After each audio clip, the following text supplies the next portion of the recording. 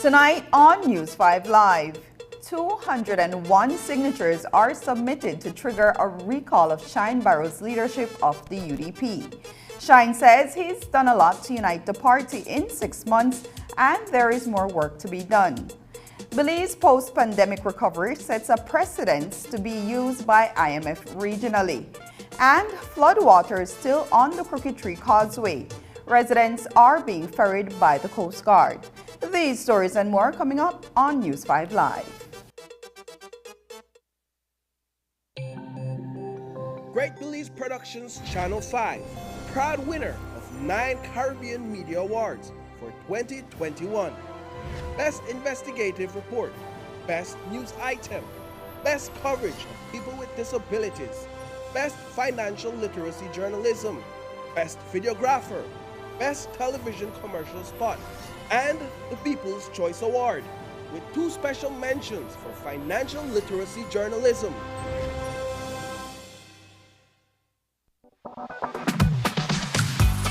Say hello to DigiTV. Step into the world of digital entertainment. DigiTV gives you access to 100+ channels on your TV or your mobile device at unbeatable prices. Take your shows with you wherever you go. It's a new level of freedom. Enjoy your favorite entertainment, sports, family, Latin, and local channels. No more fighting for the TV remote. You can access whenever you want from 2 devices at the same time. DigiTV is for everyone. And with the fastest fiber and mobile networks in the country, you are guaranteed to have the best experience ever. There's no installation required. Sign up for the Max package for only $40 monthly and get the first 2 months for just $30. For a limited time, get 50% off a Fire Stick when you sign up. Download the DigiTV app from the Android or Apple stores. Just WhatsApp us at 608-8888 to sign up. It's that easy. Watch, experience, enjoy DigiTV today. Watch The Truth of God with Pastor Gino Jennings of the First Church of Our Lord Jesus Christ every Sunday morning at 8 a.m. exclusively on Channel 5 Belize. The Truth of God with Pastor Gino Jennings every Sunday at 8 a.m. on Channel 5 Belize. Everyone, including our elderly, needs to stay connected with their loved ones. With Smart's Golden Citizen broadband program, senior citizens can sign up for 10 megabytes of unlimited internet at a low monthly cost of $25. Citizens over 65 can sign up with a valid ID and receive free installation plus 1 month free on selected broadband plans. Visit a Smart showroom near you for more information on how you can enjoy Smart's Golden Citizen broadband program. Smart, bringing people together.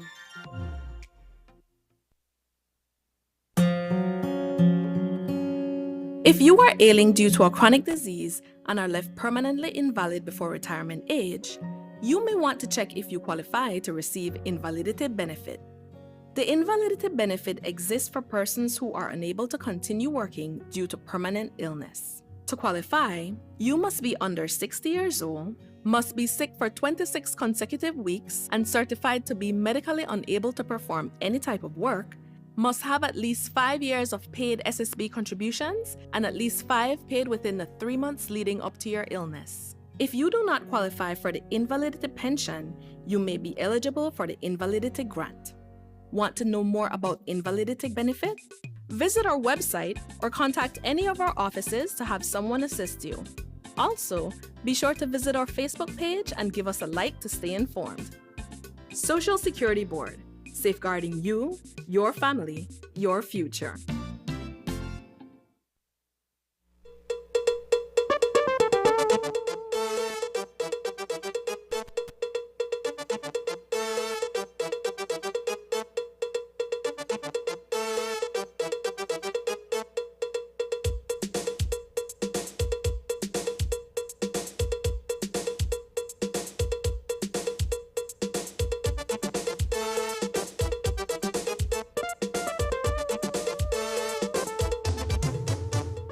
newscast is brought to you by the Belize Bank Limited.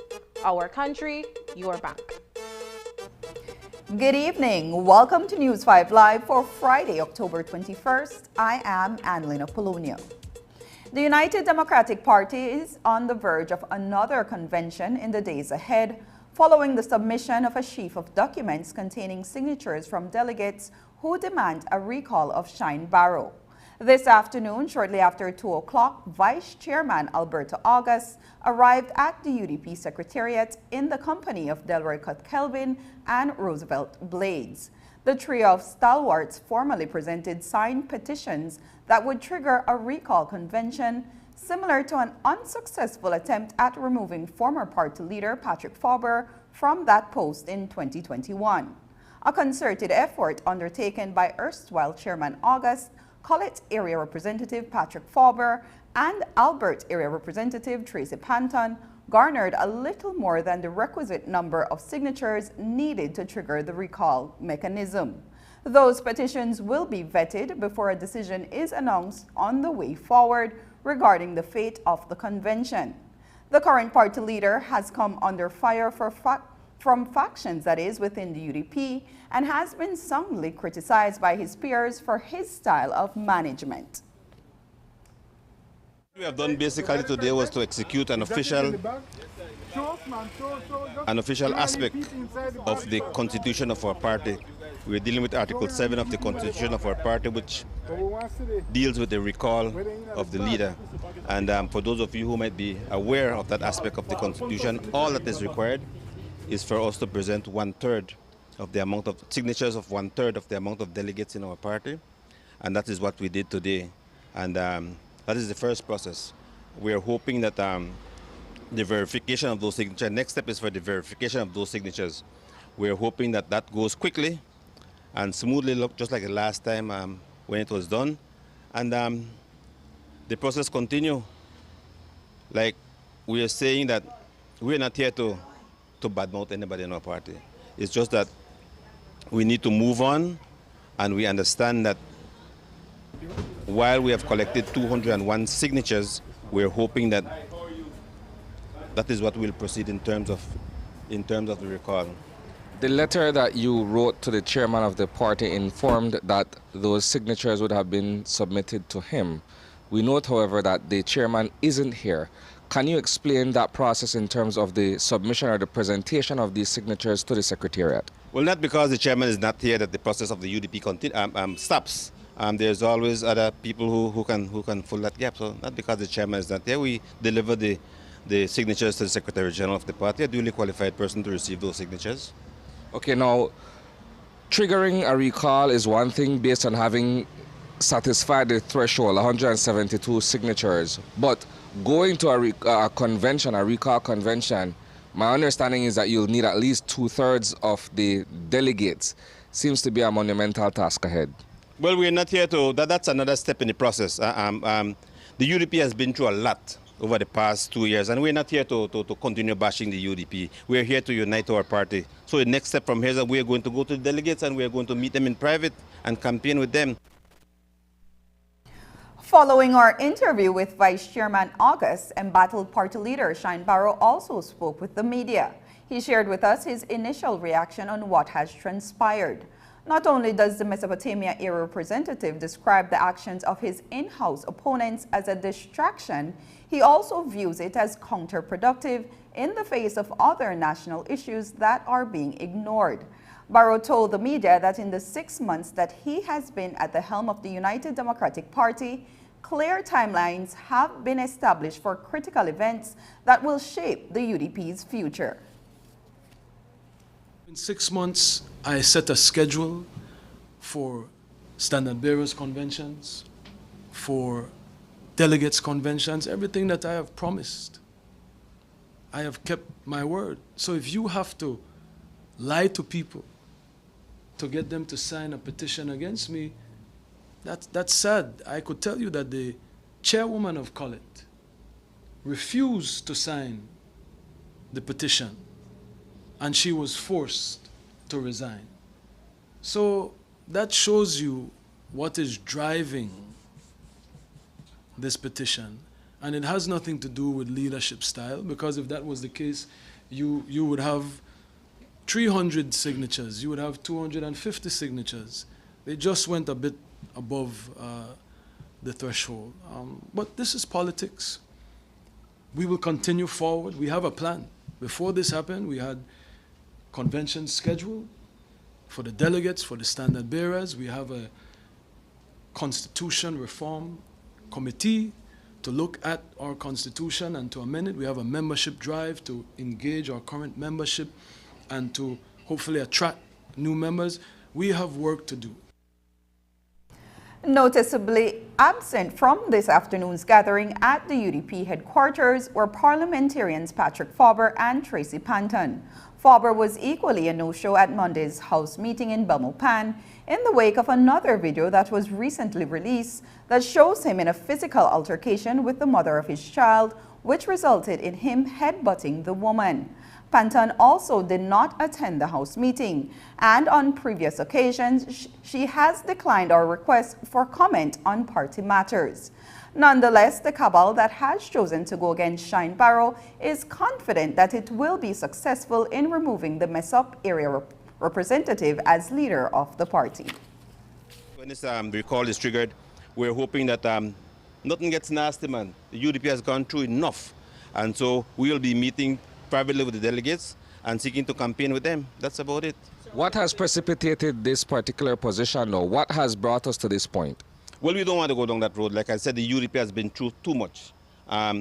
We have triggered the constitutional requirement of the party in terms of the recall of the party leader, and that is what we're doing, and we're living at that. We are not here to badmouth the party leader, to badmouth anybody in the party. We are just simply fulfilling Article 7 of our party's constitution. We move from there. The next step is that, like I said, we're going privately to speak with the delegates and campaign, and we hope that the next side do the same thing, man. Okay, Mr. August, but there is cause and effect. You'll forgive me. Something had to prompt this particular decision that you guys have taken to seek to recall Mr. Barrow. Yes, but like I said, we are not here for that. We are not here for that. That is an internal party matter. We hope that we can discuss that internally among the party. The party's business is out there for much too long, man. It's time for that to end.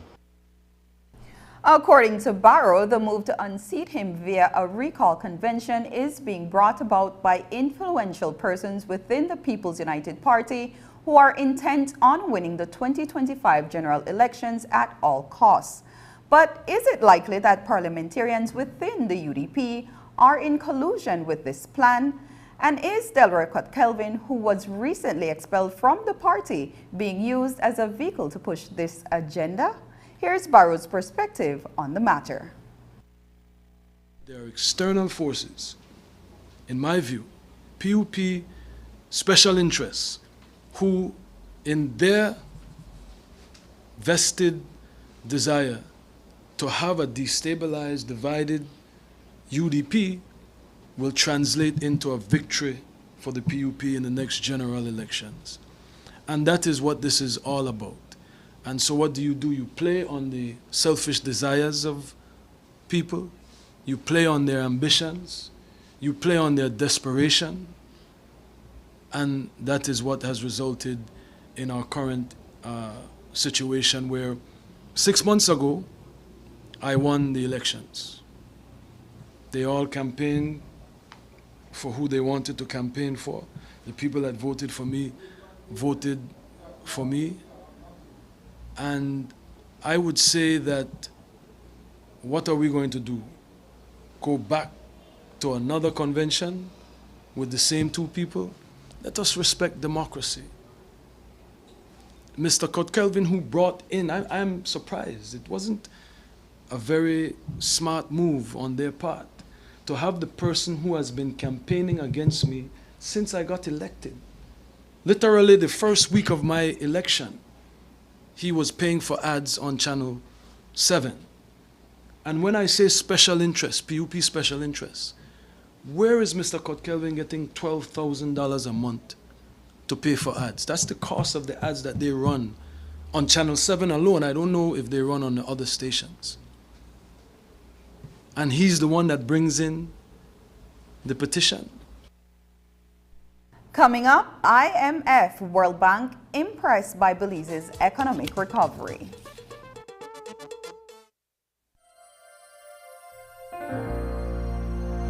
Hello, friends. This is Dr. Bob Roberts with another 60-second sermon from God's Word.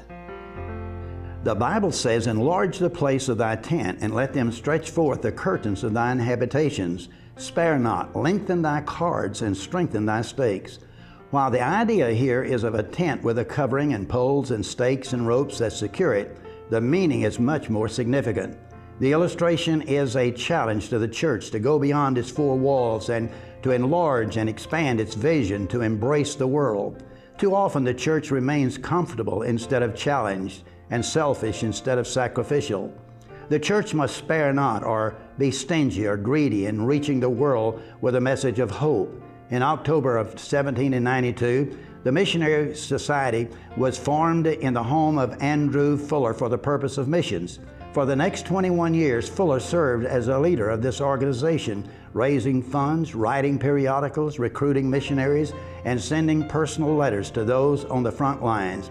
He fulfilled his promise to the great missionary William Carey, who upon his trip to the unknown world of India looked at the small band of brothers around him and said, "Well, I will go down in the well if you will hold the rope."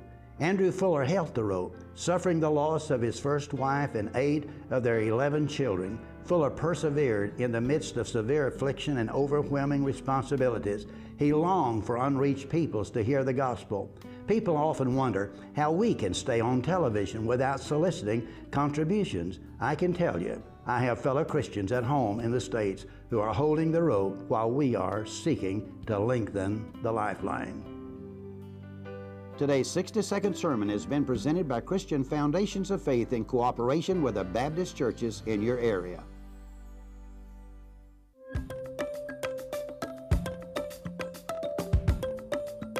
Are you eligible for Amnesty 2022? This is your opportunity to apply. When you log on to www.immigration.gov.bz, you will find a full list of required documents needed for the amnesty criteria you are eligible for. Be sure to gather all general and supporting documents needed, including all necessary translations. Then, make your appointment online with any of our registration centers countrywide. There, you will submit your documents and complete the required interviews. Thereafter, an acceptance receipt will be provided. While you wait for a decision on your application, track its progress online and know when to make payment at your nearest government treasury office. Once completed, you will receive your permanent residence card, showing your legal status within Belize. Find out more about the Amnesty 2022 and how to apply online at www.immigration.gov.bz. Be prepared. The registration period will be from the 2nd of August to the 30th of November 2022. Belize Amnesty 2022. Let's continue to build Belize together.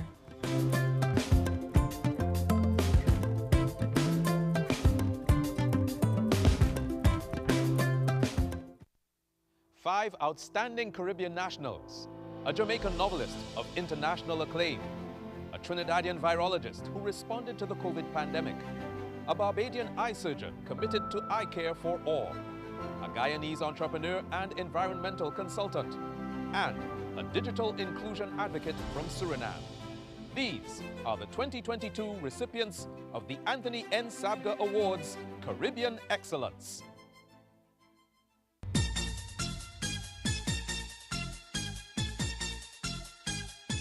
Come my friend, we are having a very big sale at Mikado and it is very exciting. Come over and see all the new items at Mikado. We are having a Diwali sale. That is right. We are having a Diwali sale this weekend. Enjoy a Diwali sale as you've never seen. It is a real true sale and lots of bargains. Many discounts. I am full of excitement. So I am just wanting you to know that you need to come to Mikado and take full advantage of this year's sale that will be from the 20th to the 24th of October.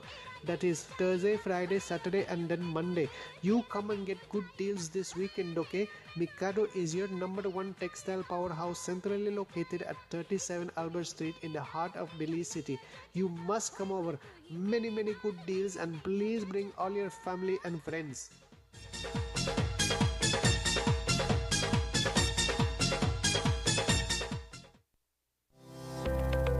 Galenia Hospital, located in Cancun, Mexico's premier tourism destination, is a state-of-the-art healthcare facility that provides highly specialized medical services. We are Quintana Roo's biggest private hospital with board-certified doctors and staff. Some of our services include Cath Lab, Adult Intensive Care Unit, Neonatal Intensive Care Unit, emergency rooms, operating theaters, ambulance services, and more. We are a medically accredited hospital by JCI, Accreditation Canada International, and General Health Council, providing extraordinary care in every specialty, from our cardiology department to our neurology center. We are focused on treating the entire person, body, mind, and spirit.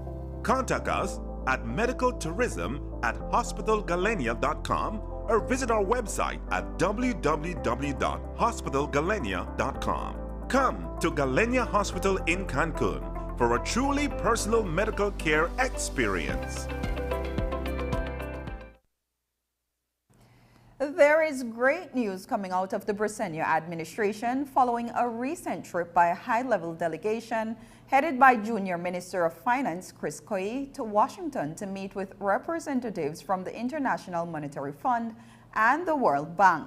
The financial agencies are impressed with Belize's economic recovery post the COVID-19 pandemic, so much so that the country will be used as an example to other nations. If you would recall, back in 2020, the debt-to-GDP ratio was approximately 130%. That figure has since been reduced to 89%, and the projection is that it will decrease even further.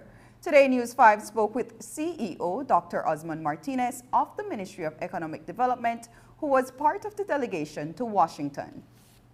IMF and the World Bank, they are impressed with our macroeconomic indicators, looking at the forecast of where debt to GDP will be, and I will wait until the official figures are being produced, but it is forecasted that it will be where it has never been before in terms of reduction on the positive side, not on the negative side, meaning that it have come up from 132.5% of where we inherited. It was an inheritance that we received in, that was back in November of 2020. And it has reduced, well, right now it's at 89%. 89 is our debt to GDP, and the projections is that it will reduce some more. And the growth to GDP, the growth in terms of GDP is significantly. And there is also some good news in terms of the poverty census, which we will disclose the figures once SIB publish the results. The growth looks very well, the projections looking very good. So they are excited. Actually, we don't have a problem to be a poster child to the IMF and World Bank right now. While other countries in the region, both in the Caribbean, South America, even the United States, you know, the United States practically is in an economic recession right now. Belize is in the trend of still having economic growth. Several areas along the Crooked Tree Causeway are still under a foot or more of water. And at this time, residents are being ferried to and from the village with support from the Belize Coast Guard. While the water level is not at the point where vessels have had to be brought in, we understand that residents, as well as the owners of commuter buses, have opted not to risk taking their vehicles or buses through the waters. News 5 spoke with Belize Rural District Coordinator for NEMO, Lionel Smith, about the situation on the ground. The bus operators decide that because of the length and breadth of the water, it's almost like a quarter mile of water on the causeway, and they don't want to be running their buses up and down in the water, so they decided to park on the safer side, outside of the water, and the people are being ferried across right now to the other side of the Causeway Bridge on the Crooked Tree side. The last time we spoke, we said that if the need arises, so obviously the need has arisen for the Coast Guard to be called out for to render the assistance, not to ferry the people back and forth. So right now we have them out there assisting in the morning, in the noon time, and the evening time when the commuters return, not to go to their homes. So that's the situation out there right now. The water so far has not, we haven't seen any more increase in the water level. So it appears to be at a standstill for now. The concern is how long the water will remain on the causeway. But when will the water recede?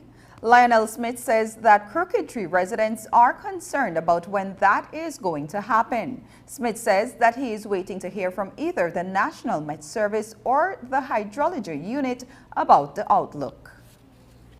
Well, we are waiting for an update to see, to hear from them as well, because the villagers are concerned, because what I gather from the villagers and is that they normally see the water stand still for a period of time, especially if we have little rains here and there. And then we also have to bear in mind that the grounds is also well saturated because of the volume of water and rain we've been getting. So we are monitoring that very closely, and we will leave it up to the professionals to decide how we move forward. I think we have the Crooked Tree Lodge Resort that has taken on water. So as we speak, we have some people out there today doing some assessment, because also out in Flowers Bank Village, we have been getting reports that the water that comes over the land and stuff like that has been leaving a stench behind. So we have some people out there today doing some assessment, and we will gather that information, and then we'll know exactly what is taking place.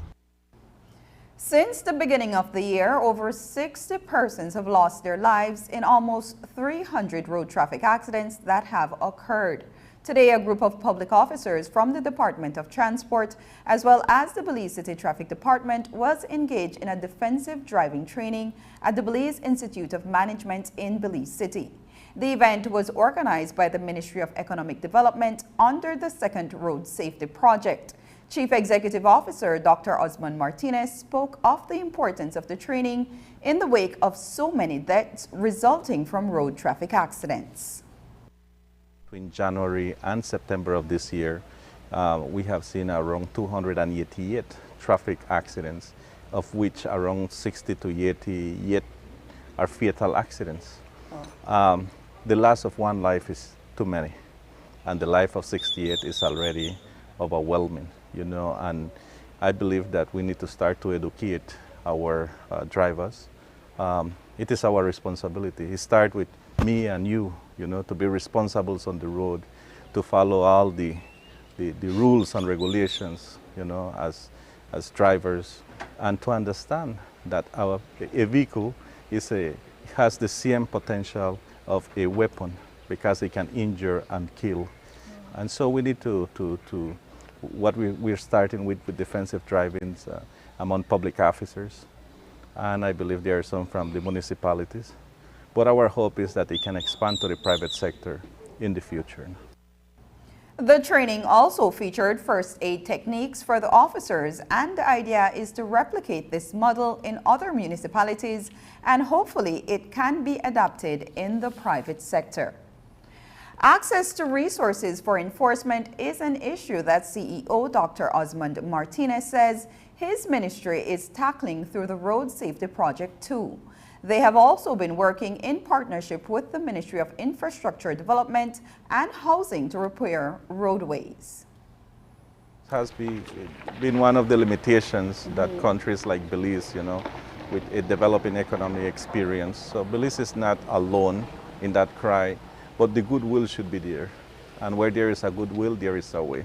And this is what we are proving today, that we are finding a way on how to get things done. The Ministry of Infrastructure Development and Housing, in the new infrastructures that they are building, or anywhere that they do go to do a rehabilitation of roads, road safety is #1 priority. If you recall, when there was the launch of the Remate Road under the CDB UK SAFE program, one of the things that it was highlighted from the Prime Minister, Minister Julius Espada, and all the other cabinet members that were there was road safety. After the break, Belize celebrates Cuban Cultural Day at the House of Culture. We'll show you the festivities when we come back, but first, here's the weather report.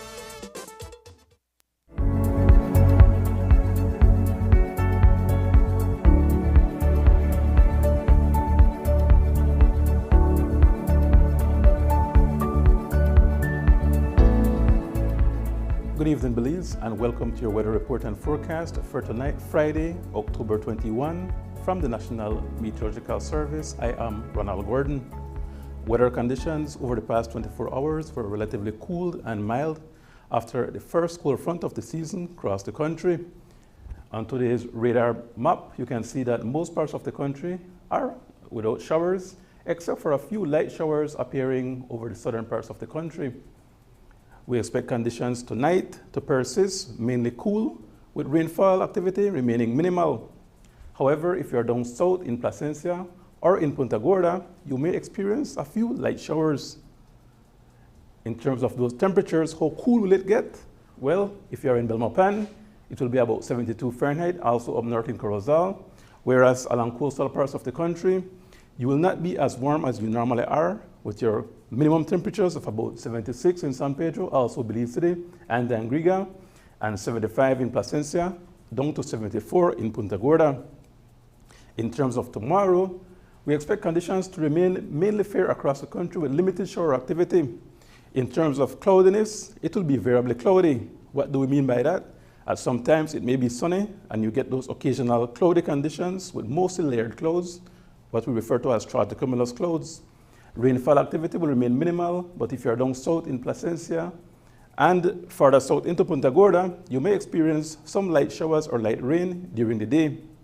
Your temperatures will be relatively mild with about 83 Fahrenheit along most coastal parts of the country and at about 87 to 88 in the inland destinations. What can we expect for the weekend? Well, conditions will remain mainly fair on Saturday with the possibility of light showers or rain over southern parts of the country. On Sunday, those will decrease even further, with Monday becoming mainly fair and Tuesday similarly mainly fair. Those temperatures will gradually warm up as we go through the next 4 days, with your highs becoming 88 to 92 by Tuesday. In terms of our tropical map, conditions continue mainly quiet across most of the Caribbean Sea and even out into the Atlantic. This line of showers and thunderstorms are associated with the front that crossed the country on Thursday. Behind the front, you can see that there's mostly clear skies associated with the high pressure ridge. Tropical cyclone activity is not expected during the next 5 days. As we look at marine conditions, your winds are going to be out of the north and northeast at about 10 to 20 knots, becoming lighter tomorrow with about 10 to 15 knots, and even lighter tomorrow night at 5 to 15. Sea conditions will be choppy to moderate at first and becoming light chop by tomorrow night. So if you are planning a boat trip this weekend, conditions should be relatively calm out at sea. Now, in terms of the tides, we are looking at a low tide at 1:49 tomorrow morning, a high at 7:48 also in the morning, a low at 2:21 tomorrow afternoon, another high at 8:11 tomorrow night. Sunrise will be at 5:47, while the sun will go down at 5:26 tomorrow evening. The moon will rise early tomorrow morning at 3:15 and will set at 3:51 tomorrow afternoon. And that's it from the National Meteorological Service. Have a pleasant and enjoyable weekend, and then join us again on Monday for your next weather report and forecast.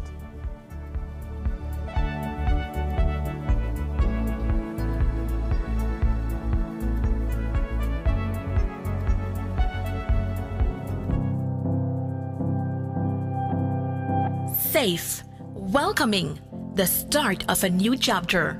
Your home is one of life's biggest investments. Let's protect it. Have you made any recent additions to your property?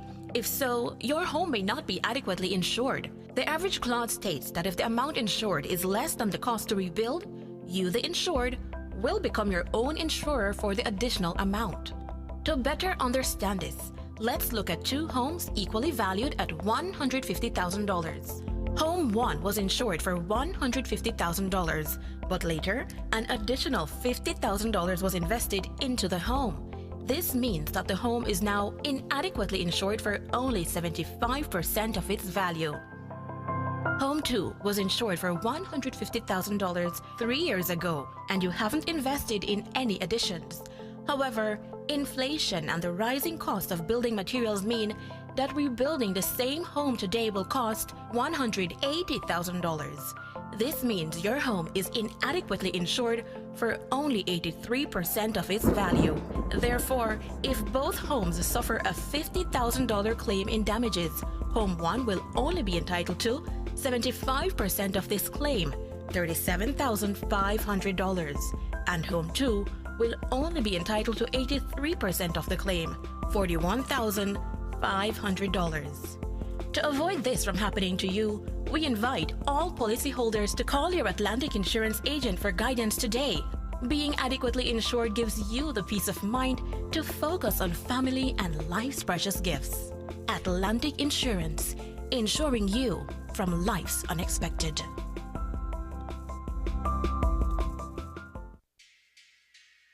My lights, yeah. Go to my lights, go to my lights. You gotta go to my lights, yeah. I wanna shine, shine, shine, shine. I hit my lights cause that's my plan, plan, plan, plan. My lights have your favorite brand, brand, brand, brand.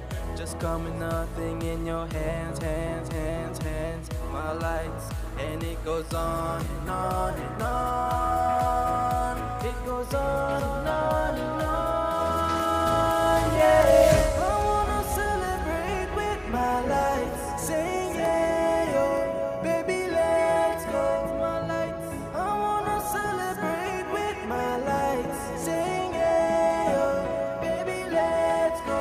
We going to the stars, but we gon' do right. We gon' light a life, only with my light. We going to the stars, but we gon' do right. We gon' light a life, only with my light. Everyone, including our elderly, needs to stay connected with their loved ones. With Smart's Golden Citizen broadband program, senior citizens can sign up for 10 megabytes of unlimited internet at a low monthly cost of $25. Citizens over 65 can sign up with a valid ID and receive free installation plus 1 month free on selected broadband plans. Visit a Smart showroom near you for more information on how you can enjoy Smart's Golden Citizen broadband program. Smart, bringing people together. How are we to measure the success of our lives? For many, an ordinary life should have the following: a job, a house, enough money to buy a new car. But what if we threw out the ordinary? What could escaping ordinary at our jobs do? How about for our marriages?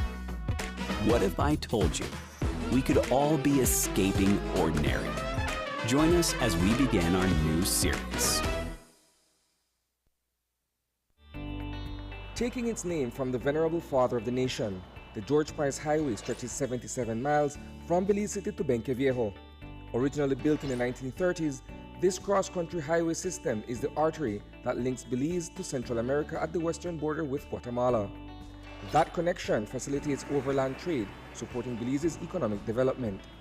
Winding its way across the scenic countryside, the George Price Highway from Roaring Creek to Esperanza has been fully reconstructed to meet international standards, with particular emphasis on road safety. A shorter and hassle-free commute is best enjoyed when everyone obeys the traffic laws. To reduce the number and frequency of road traffic accidents, it means that a seatbelt must be worn at all times and the speed limit observed when traveling along the highway.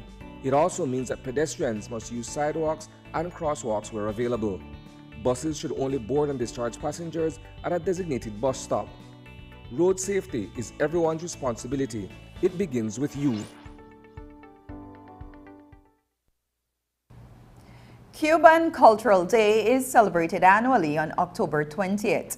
The day is recognized in honor of the first time Cuba's national anthem was sung. In light of strong bilateral relations between Belize and Cuba, Belizeans joined in on the celebration in Belize City. A Cuban Cultural Day exhibit is on display at the House of Culture. A festive ceremony was held on Thursday night to launch the exhibit. News 5's Paul Lopez was there. He filed the following report. The Belize City House of Culture has been transformed into a Cuban Culture Day exhibit. This art exhibit has been created in recognition of well-known Cuban photographers, painters, and musicians. There is also an area dedicated entirely to Cuban medical workers who have contributed to Belize's public health system. The evening began with a brief ceremony where the Cuban ambassador to Belize delivered an address. Today, 20th of October, 154 years ago, the lyrics of the Cuban national anthem were sung for the first time. 10 days before, on October 10th, Carlos Manuel de Céspedes, at his sugar mill La de Majagua, had given his slaves their freedom and asked them to join the fight for Cuba's independence. That moment marked the beginning of the wars of independence against Spain. On July 15th, Belize and Cuba celebrated 27 years of established diplomatic relations. On the event of the anniversary, Prime Minister John Briceño was received in Cuba by President Miguel Díaz-Canel. The visit reaffirmed the political, economic, and social affiliations between the two nations. Minister of Education and Culture, Francis Fonseca, spoke at the event. Tonight we're here to celebrate the strong friendship and partnership between Belize and Cuba. And of course, as Ambassador said, October 20th is celebrated as Cuban National Culture Day. It is celebrated as National Culture Day, as Ambassador gave the history. But in essence, it is celebrated as a day that reflects the cultural identity of Cuba, the cultural roots of their great nation, Cuba. And so we are very happy at the Ministry of Education and Culture to share this evening with you.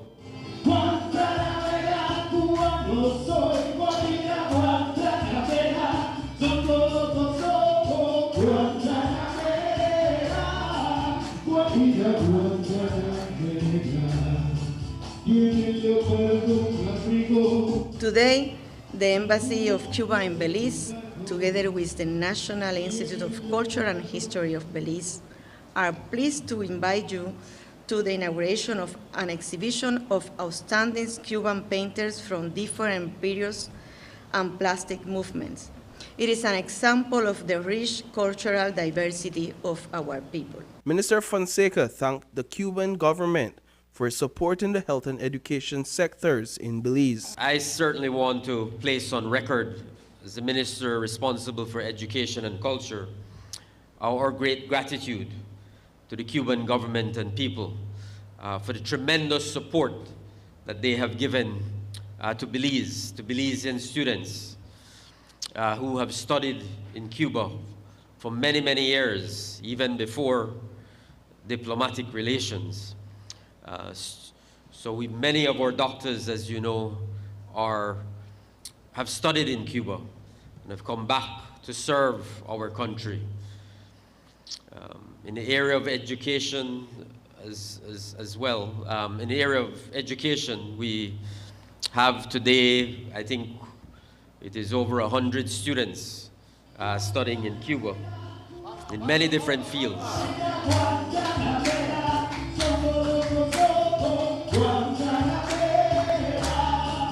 Reporting for News 5, I am Paul Lopez.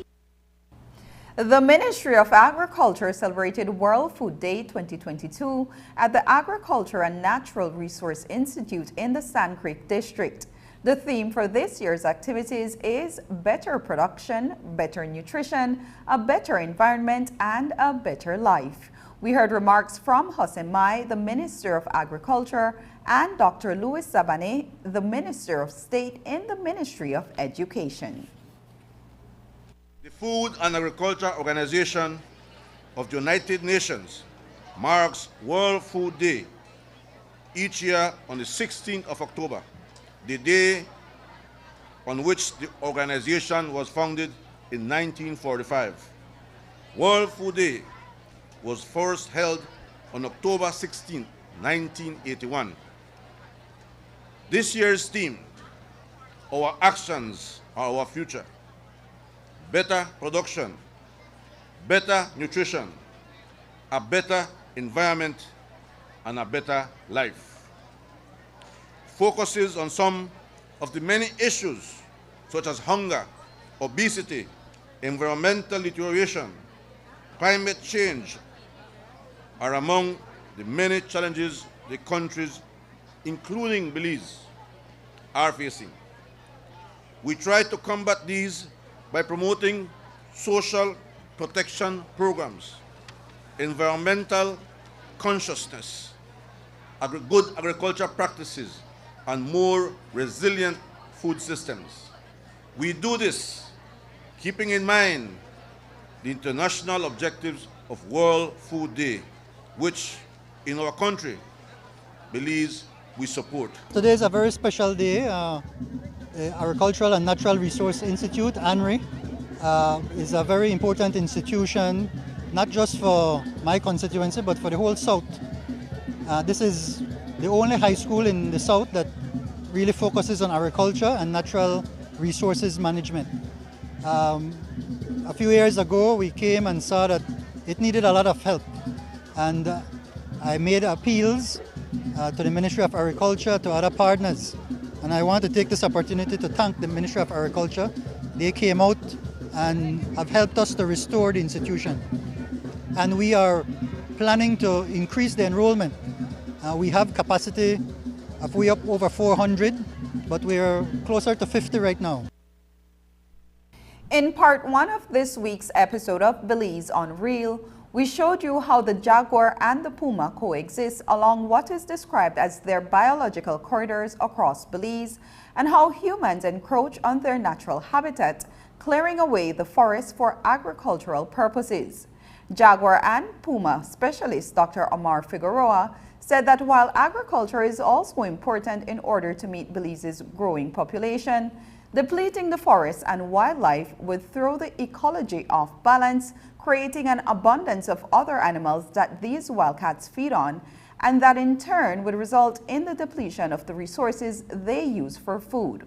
We'll hear in another story about the role that the Ministry of Agriculture can play to help balance growth with conservation.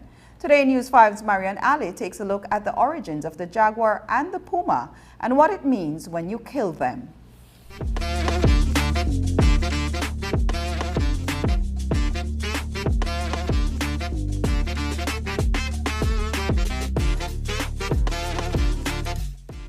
Jaguars and pumas have shown their ability to coexist and to hunt in the same spaces.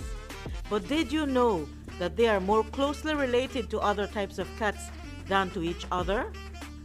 Jaguar and puma expert Dr. Omar Figueroa explains. The puma is more closely related to, for example, the cheetah and to the jaguarundi that we have here in Belize. Jaguars are actually more closely related to the tiger and to the lion than they are to the pumas, which we don't have those here. But how is it possible that the closest relative of the jaguar is another species of cats that is not even found anywhere in this region? It dates back to roughly 200 million years ago, when the Earth was comprised of only one enormous ocean that surrounded one supercontinent called Pangaea.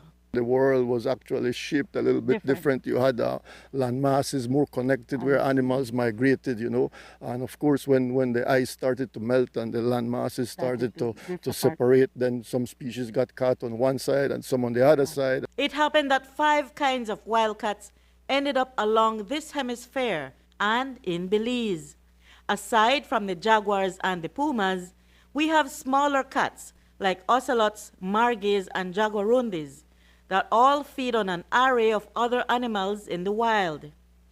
These other types of cats also come under threat from humans, but not always because of agricultural expansions, but by poachers who extract parts of their body to make money. At times they only want a certain part of the animal and they would just literally leave the rest to rotten, which is no use. I mean, you're gonna kill a big jaguar. Imagine you're killing a female jaguar, a female puma, just to take out the teeth. All the youngs would suffer. I mean, usually when they would find a big cat, they would just kill the mom. And then what would happen to the little cat? The little cat will go and can't survive. Shamir Kwan is part of a 6-week training that focuses on safely capturing jaguars to tag them for research and releasing them back into the wild.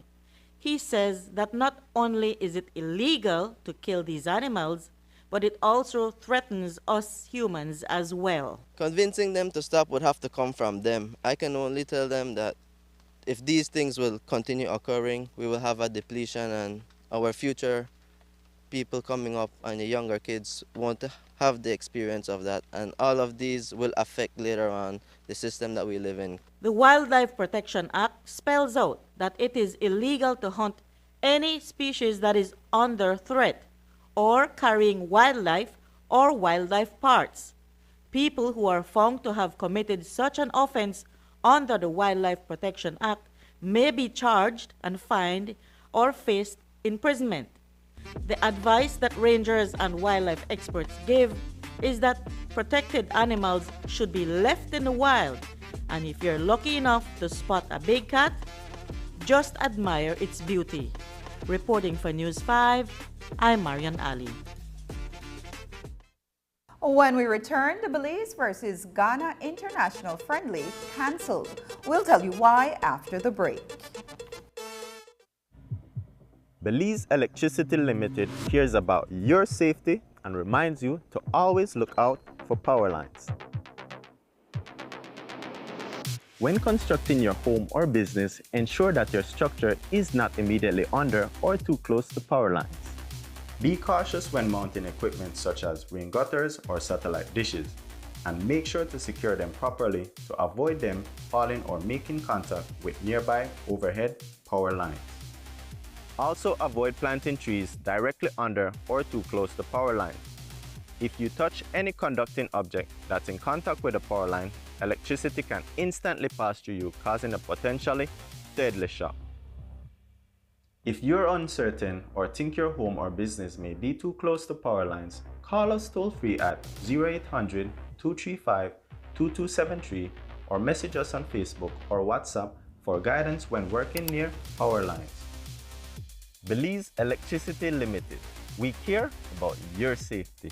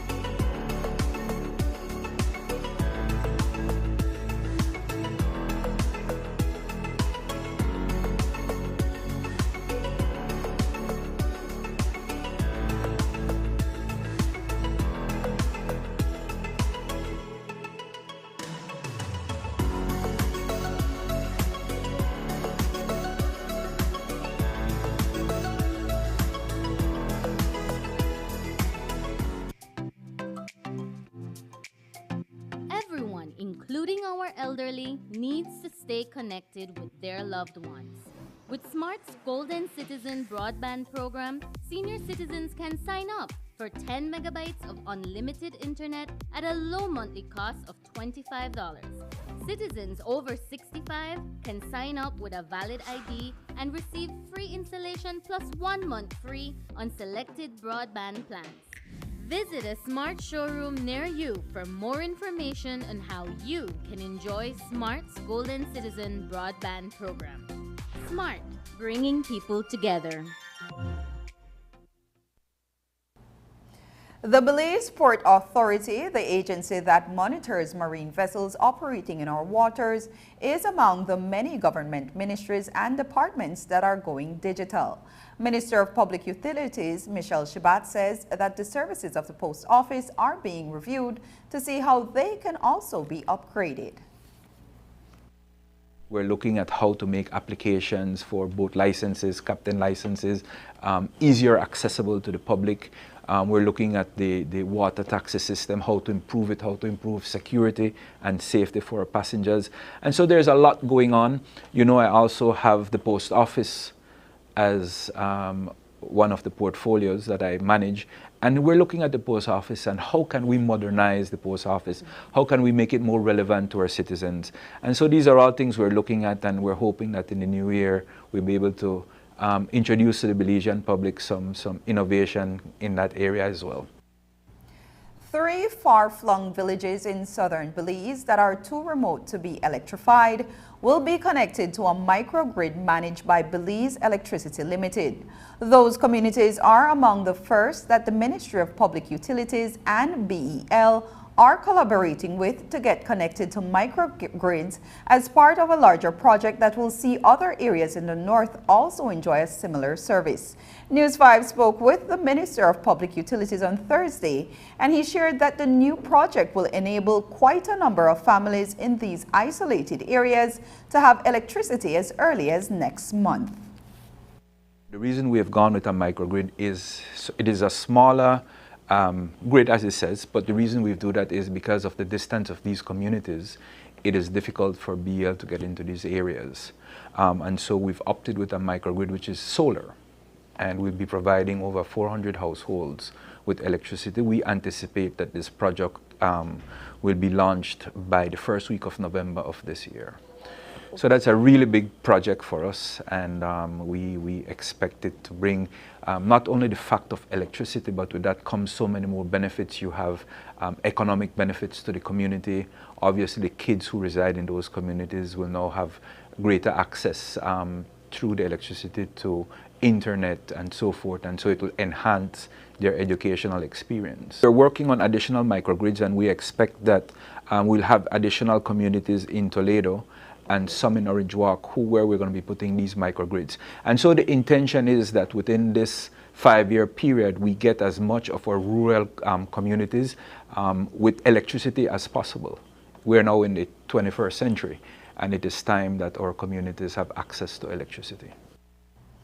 Minister of Public Utilities Michelle Shibat said that the government, particularly his ministry, has begun a study on Belize's energy needs in order to come up with a strategic national energy policy. According to Shibat, that document will set the country's energy agenda for the next 5 to 10 years. It is critical for us to try to find ways to have a what we call electricity security and energy security in our country. As you know, a large portion of the energy we use today is being brought in from abroad. And so it is in our national interest to make sure that we have sources locally that we can control. And not any source, but sources that are non-fossil sources. We're looking at the whole issue of waste and how we can convert waste to energy, how we can use the sargassum, how we can use the municipal waste that we collect across the country, how we can take that and convert it into energy. And we expect to have at least 2 more workshops before that policy paper is finalized. Recently in the news, you saw a bit about the electrical vehicles that we're going to be introducing. We're collaborating with the Ministry of Transportation and the Belize City Council, so that I believe by the first quarter of next year, we're going to have pilot electric buses in the city. Yes. And I think, if my memory serves me right, we're also going to have a bus run between Benke and Belize City. And so we're piloting these to see again how we can move away from the traditional vehicles that we use in our country and to lower our carbon emissions. Shabat says that identifying as many homegrown sources as possible is key to making that environmentally conscious shift to becoming self-reliant, and making the transition while keeping electricity rates at a minimum is the overall objective.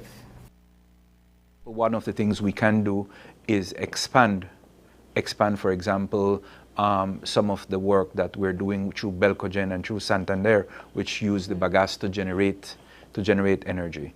And so I cannot tell you it's going to happen overnight. I know it will not happen overnight, but if we work at it, eventually it will happen. And for our national security, it must happen sooner than later. At the end of the day, it has to mean lower prices. You will know that our cost has skyrocketed because of the ever-increasing cost of petroleum. And that is the biggest problem. I mean, the war in Ukraine has made a bad problem even worse. And so hence the urgency to try to find these alternative sources. On Wednesday, we told you that an international friendly match between Ghana's Asante Kotoko Football Club and the Belize national football team was scheduled for November. Well, today, the Football Federation of Belize issued a release stating that the national team committee has taken a decision to cancel the matches. According to the release, the committee is unable to mobilize the national A team as the Premier League of Belize is entering its final games of the opening season for 2022-2023. The players of the A team are drawn from that league. Just ahead, Belize's robotics team returns from Geneva, but their ailing coach is tonight's bright side champion.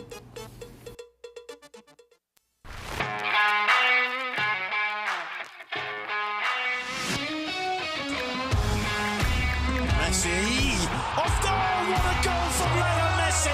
What an incredible strike from Leo Messi!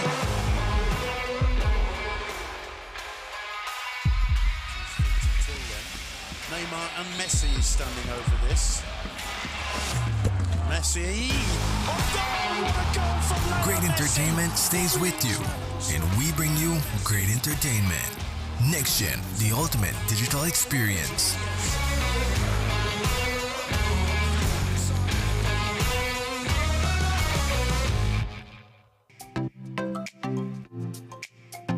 Everyone, including our elderly, needs to stay connected with their loved ones. With Smart's Golden Citizen broadband program, senior citizens can sign up for 10 megabytes of unlimited internet at a low monthly cost of $25. Citizens over 65 can sign up with a valid ID and receive free installation plus 1 month free on selected broadband plans. Visit a Smart showroom near you for more information on how you can enjoy Smart's Golden Citizen broadband program. Smart, bringing people together. Dwayne Moody, Isani Cayetano, Marian Ali, Paul Lopez. Your News 5 Belize teams do whatever it takes. Go wherever they need to go, so you can catch the story wherever you are, whenever you want, on whatever device. Channel 5 Belize on television, Facebook, Instagram, and YouTube. Because news is now everywhere, all the time. And so are we. After a rough week of school, Jake and his friends decide to treat themselves to frozen coffee. And since they don't have cash on them, they decide to use eCash. With eCash's geolocation feature, Jake can easily find the nearest coffee spot. With eCash's built-in option to split bills, Jake can pay the bill and his friends can reimburse their portion of the bill. Jake scans the merchant's code and confirms payment. Jake then views his transaction history and taps on the transaction recently made, then taps the Split the Bill button where he selects the Evenly option to evenly split the bill. The application splits the bill automatically. His friends receive and accept the request. Geolocation and splitting the bill via eCash makes Jake enjoy his digital lifestyle. This week, we welcomed the returning student delegation that represented Belize in Geneva, Switzerland for the first Global Robotics 2022 competition. The robotics team brought home gold and the country was alive with pride. But if that's not enough, Sabrina Daly brings you a story of triumph under the celebration of a win for Belize. On this week's Look on the Bright Side, we met Godfrey Sosa. On the Bright Side is brought to you by Uno, a brand committed with the future.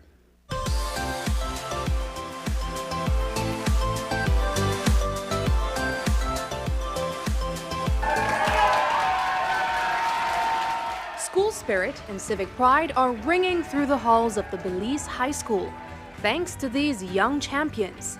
Their return with gold medals from what is described as the Olympics of robotics has turned into a week of celebration and recognition.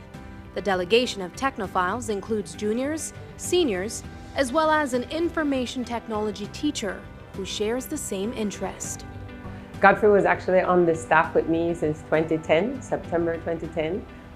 We have been working together in improving IT curriculum closely since then. It's been a joy to see and hear his ideas and then watch them realized through our students. I think Teacher Godfrey is a very hardworking and smart person. He always pushes us, he always tells us to keep on working, and I really appreciate the fact that he pushes us all the time. Even within the competition, every round that passes, every moment, he always tells us keep on going. He always tells us fix our mistakes, and I really like the fact that he pushes us that much. I'm telling you, he loves his job. That some boy say, "Oh, I'm to school." He said, "No," he said, "But I have things that I need to get, and I want everything to." He said, "Because I want the best for my students." He said, "I want the best students." He said, "So I always try to be there for them and give them the best that I have." He said, "Because I don't know how long I will be here, but I want to offer to them the best that I have," and I love him for that. Godfrey Sosa's determination to succeed in the classroom is to be commended. What many don't know is that off the clock, the man that's given his life to technology is also relying on machinery to save his life. This is the KHMH dialysis ward. This is also the place where Godfrey has been taking dialysis treatment for the past 11 years. This is a liter of water. In the time span of 2 days, Godfrey and other dialysis patients are only allowed 2 liters of fluid between their treatments to avoid strain on their organs. So I come for dialysis 3 times a week. I come on Tuesdays, Thursdays, and Saturdays for 4 hours for the day. So that remains consistent from since 2011. So I try not to break that trend. And the end result is that if you don't get dialysis, you will die. I mean, I think the longest would be 7 to 8 days. In 2005, Godfrey was diagnosed with an autoimmune disease that attacks his organs. He was getting ready to finish college and enter the world of work. He found out that his kidneys were failing by happenstance. With no second thought, his father offered a kidney to his only son. That's my life. That's why I gave him that chance of life. When they told me on the operating table in the morning, they came and they said, "Mr. Sosa, you're still going to go through that still?" He said, "You can change your mind, you know." He said, "Because it's not a mandatory, it's voluntary." No, I'm not changing my mind. He said, "It's a 50-50. At your age, you may live and you may not, you may come out or may not come out of recovery." I said, "No problem. That's my son, and my duty is to give him whatever I can." But the exchange of the organ would only return his life to normal for a few years. In 2011, that donated kidney would fail him as well. And Sosa, now a working man, would have to grapple with the idea of unemployment as a consequence of his health condition. You know, you question a lot of things like, why am I going through this again? And I thought this was it. When I found out I had that, I was only 1 year at Belize High School.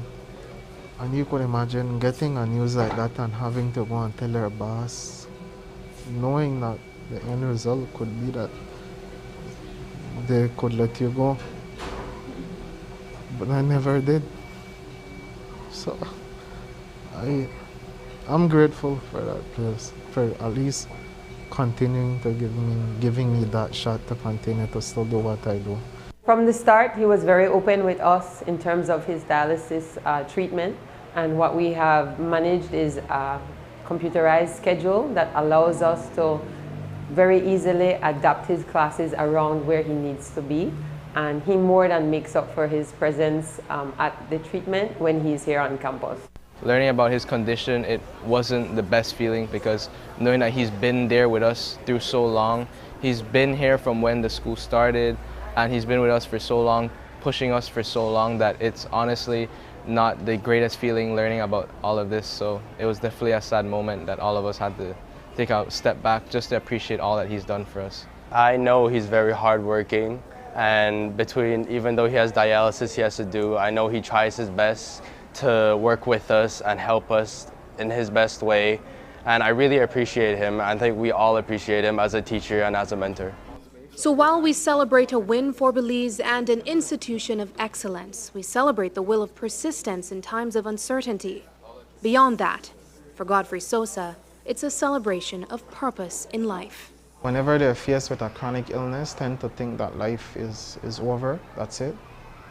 And you still want to be able to feel that worth or value. So I'm still grateful that I'm able to have that worth and value. So I give myself to my work because that's what makes me happy and comfortable and motivated to get up every single day to come to work, to see everyone, to do what I do, to do what I love. It's a 5, 4, 3, 2, 1. One more. One final one. Now give me a yay! Looking on the bright side, I'm Sabrina Daly. On the Bright Side was brought to you by Uno, a brand committed with the future. Ho, ho, ho! This Christmas, the first present comes from Uno. Get 1 coupon for every purchase of $25 in Uno fuels, per quart of Uno lubricants, or 2 coupons per gallon. Get into the spirit. It's Christmas time. Uno, a brand committed with the future. And that's the news. Tonight's broadcast is available in both text and streaming video at channel5belize.com. You can also connect with us on our Facebook page at facebook.com/News5Live. I'm Annalyn Apollonia. Thanks for joining us, and from all of us here at News 5, please remember to wash your hands, keep your social distance, and stay safe. Good night.